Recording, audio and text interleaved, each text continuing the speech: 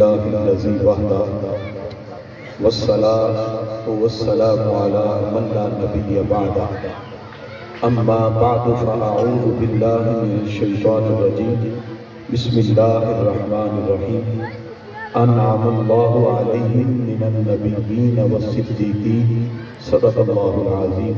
محبت سے درود پاک پڑھیے. الصلاۃ والسلام علیکہ یا سیدی یا رسول اللہ وعلی آلک و اصحابک یا سیدی یا حبیب اللہ. الصلاۃ والسلام علیکہ یا سیدی معزز و محترم سامعین کرام، اللہ رب العزت نے ہمیں جو عقائد اور نظریات عطا کیے یہ قرآن و سنت سے مستفاد ہوتے ہیں.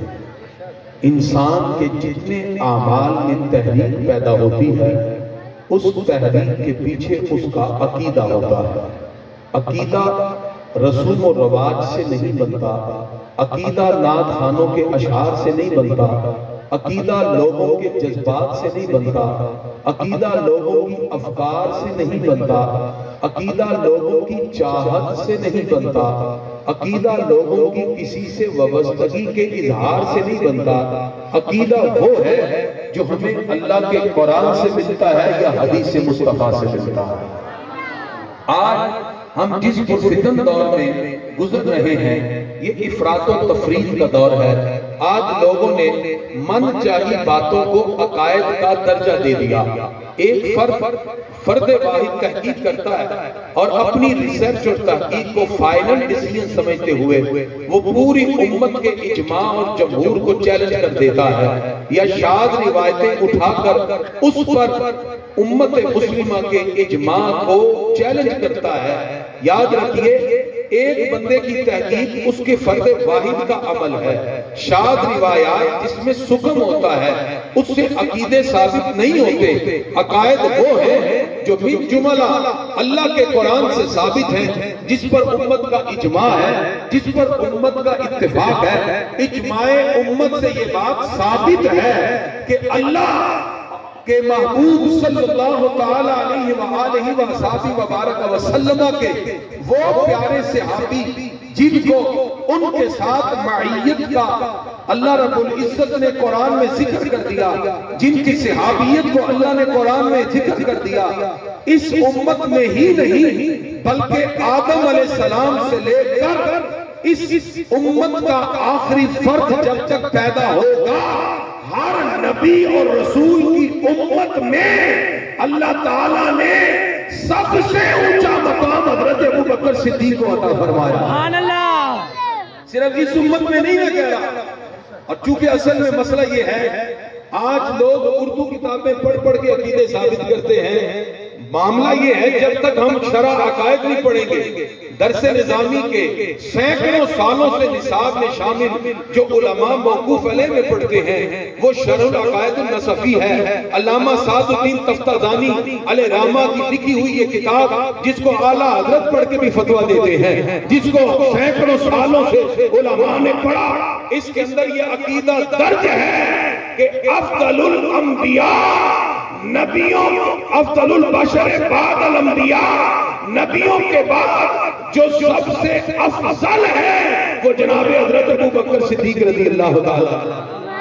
اب اس پر جو حاشیہ لکھا علامہ نبراس نے، صاحب نبراس علامہ عبدالعزیز پراڑوی رحمت اللہ علیہ، اور اس پر جو خیالی نے رقم کیا وہ فرماتے ہیں یہ افضلیت صرف اس امت کے لیے نہیں ہے، پہلے جتنے انبیاء گزر گئے ان کی امتوں میں بھی کوئی فرق ابوبکر صدیق کے برابر کا نہیں ہے.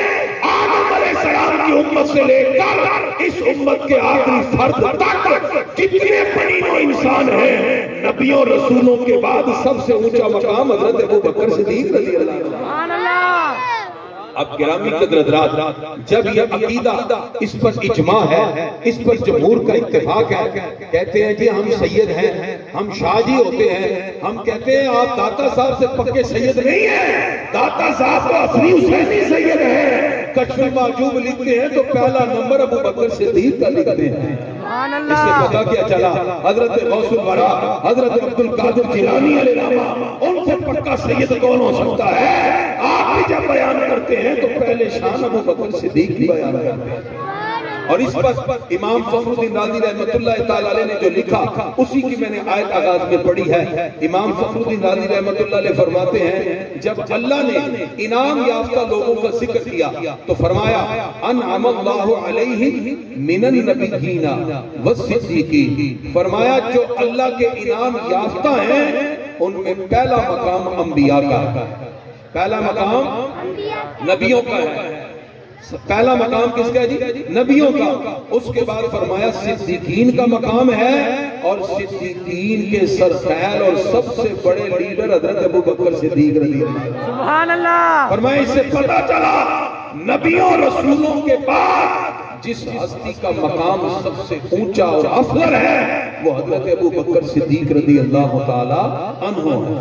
یہ بات سمجھ آ گئی تھی. اجماع امت بھی سمجھ آ گیا اور جمہور کا اتفاق بھی سمجھ آ گیا. اب جو باندھ کی بولیاں بولے آج جو ایک نئی فکر لے کے آئے. ہم کہتے ہیں جو بات کر رہا ہے تیرا باپ بھی, تیرے دادا بھی, تیرے پردادا بھی, تیرے 20ویں دادا بھی جمعے کے خطبے میں یہی سنتے رہے افضل البشر بعد الانبیاء بالتحقیق امیر المومنین ابو بکر صدیق رضی اللہ تعالی. سبحان اللہ. یہ صرف آپ نے نہیں سنا, یہ آپ کے باپ نے بھی سنا ہے, آپ کے دادا نے بھی سنا ہے, آپ کے پردادا نے بھی سنا ہے, آپ کے 10ویں دادا نے بھی منبر پہ کھڑے ہو کر عالم نے یہی کہا افضل البشر بعد الانبیاء بالتحقیق. تو جو ذکر سینکڑوں سالوں سے جاری ہے وہ 2024 میں جا کے چینج کیوں ہو رہا ہے؟ اس کا مطلب ہے ٹوپی نہیں لے لو, کپڑے نئے لے لو, عقیدہ پرانا ہی رکھنا ہے.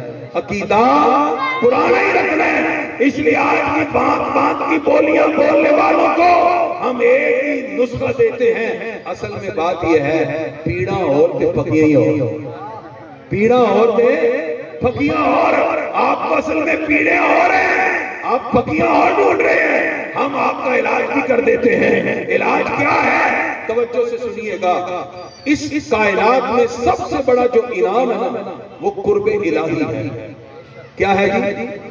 قرب الہی. توجہ, کیونکہ یہ علماء کی نشستی ہے, میں عوام اور علماء دونوں کو دیکھ کے بات کر رہا ہوں تاکہ آپ سمجھیں. یعنی اللہ کے قریب ہونا سب سے بڑا رب کا انعام کیا؟ اللہ کے قریب کا مطلب یہ نہیں ہے قرب مکانی, جیسے مفتی صاحب میرے قریب ہیں, عثمان صاحب مجھ سے دور ہیں, یہ قرب مکانی ہے, قریب میں یہ بود میں, ایسا نہیں ہے. اللہ کے قرب کا مطلب یہ ہے جب رب کسی کو اپنا قرب دے اللہ اسے اپنی معرفت عطا فرما دیتا ہے.